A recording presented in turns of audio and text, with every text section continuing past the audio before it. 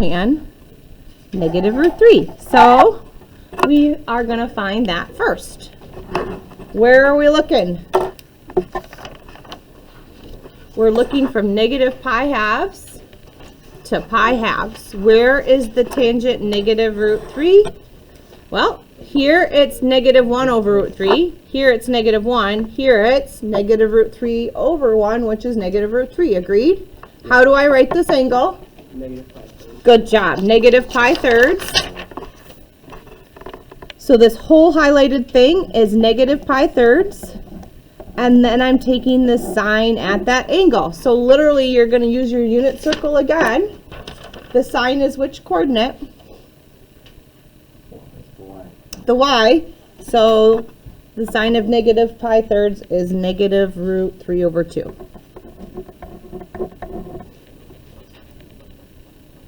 Okay.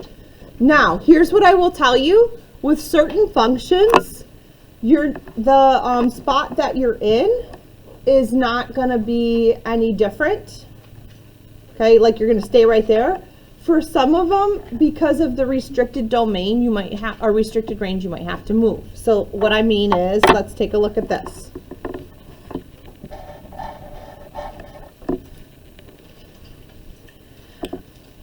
Now, normally, what happens with an inverse function and a function? Don't they cancel each other out? Okay. The problem is, though, that 5 pi thirds is not in the range of cosine inverse. So there are certain cases where they would not cancel each other out. I am still going to have to do this as 2 steps. Looking at our unit circle, what is the cosine of 5 pi thirds? Okay. I'm hearing 1/2. And then I'm asking what is the cosine inverse of 1/2. So in this case, I'm only looking from 0 to pi. What would the answer be? Isn't it pi over 3? Okay, so let's kind of look at our unit circle to go through that again. I go to 5 pi thirds and I find my cosine function, and that's how you told me it was the 1/2. And so I took out that inside part and put a 1/2. And then I was looking, where is the cosine inverse 1/2, but I have to look specifically in the range 0 to pi. You might want to highlight these, by the way, because that's, I think, where most people are making mistakes, not on the unit circle. It's how to write it. For specifically, like, when do I do the negative thing? When do I make it 0 to pi? Okay. So you're going to be doing a little bit of that today. Next. Ooh, this is fun. How do you do it in general? Ooh, we're going to go back to triangles, your favorite. Reminder. In a right triangle, we can use the ratios SO, Ka, Toa. What do those things stand for? Sine is opposite over hypotenuse. Cosine is adjacent over hypotenuse. And tangent is opposite over adjacent. Okay. So what we're going to do on these problems is I'm just asking them in terms of x, meaning we want a generalization.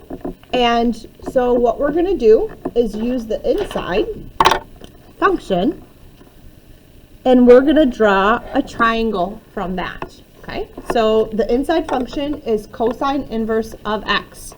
So I'm going to go ahead and draw a triangle. And in that triangle, I am going to have an angle theta, because remember, isn't an inverse function just outputting an angle?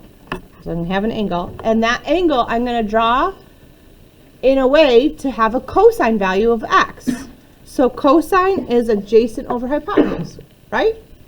So what if I made the adjacent piece x and the hypotenuse 1? Do you agree then that the cosine of theta isn't it x? Isn't x over 1 the same as x? Are you following that? I'll let it sink in a minute. Okay. What I'm going to then ask us to do is evaluate the sine. Again, we're using SOHCAHTOA using this triangle. So what's the sine of theta then? Well, I have a little bit of a problem because sine is opposite over hypotenuse. Do I have the opposite? No, let's Pythagorean theorem it. That's a thing. X squared plus this squared equals 1 squared. Agreed? So isn't this 1 squared minus x squared equals, I'm going to just draw an arrow, equals that, and then I would just take the square root of that. Don't try to kill any cats here. That's just the square root of 1 minus x squared. You can't do anything with that. So in other words, if I knew what this side was, I would find this side by doing 1 minus that side squared and then taking the square root. That's what that means. Now can I do the sine? Yep, I can. Sine is opposite over hypotenuse. Opposite is the square root of 1 minus x squared, and the hypotenuse is 1.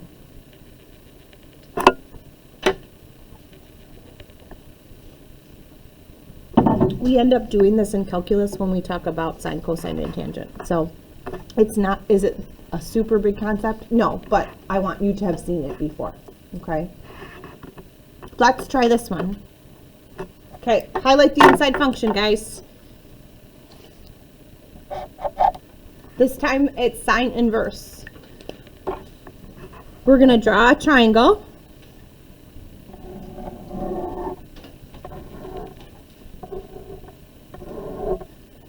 We're going to put theta in the bottom corner, and this time I want the sine of theta to be 2x, or think of it as 2x over 1. So that's always our first step. We're going to draw a triangle to make the ratio whatever that value is. All right, sine, opposite over hypotenuse. What should I make the opposite? 2x. What should I make the hypotenuse? 1. Once again, leg squared plus leg squared equals hypotenuse squared. So if I was going backwards, that would be 1 squared. Be careful here. Minus, what happens if you square 2x? What do you get? Good. 2x times 2x is not 2x squared, it's 4x squared. And then we would take the square root. We're not killing cats here. The only thing you can simplify is what is 1 squared? 1. Okay, but we can't do like, that doesn't become 1 minus 2x. It doesn't work like that with square roots, not with subtraction or addition. All right, now go back to the original problem. You were asked to find the cotangent. Well, Miss Comrie, you didn't give us a trig ratio for cotangent. You're right, I didn't. But use what we know. TOA is tangent, right? Opposite over adjacent. So what would I do for cotangent? Just flip it around. Do adjacent over opposite. So I do adjacent, it's this one. That's the square root of 1 minus 4x squared underneath the square root. And opposite is 2x.